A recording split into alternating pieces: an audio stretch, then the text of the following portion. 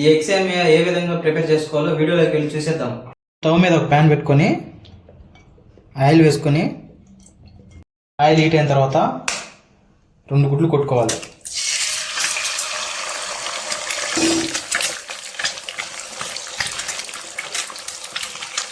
గుడ్ని పెద్ద పెద్ద ముక్కలుగానే ఉంచుకోవాలి, చిన్నగా ఉంచుకుంటే బాగుంటుంది.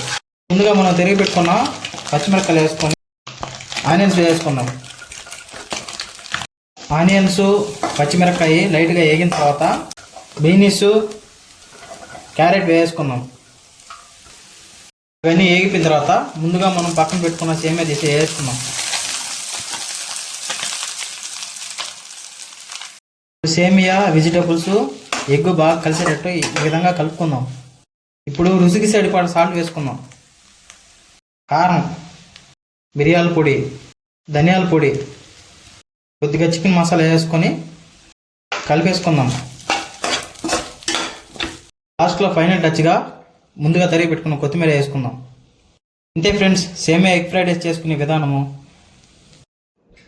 ఈ వేడి వేడి ఎగ్ సేమియా ఏ విధంగా ఉంటుందో ఒకసారి తిని చూద్దాం. టేస్ట్ మాత్రం సూపర్గా ఉంది. ఈ వీడియో ఎలా అనిపించిందో కామెంట్ చేయండి. ఈ వీడియో కనుక నచ్చినట్లయితే లైక్ చేసి ఇలాంటి వీడియోస్ కోసం మన ఛానల్ సబ్స్క్రైబ్ చేసుకోండి ఫ్రెండ్స్. బాయ్ ఫ్రెండ్స్, మళ్ళీ నెక్స్ట్ వీడియోలో కలుసుకుందాం.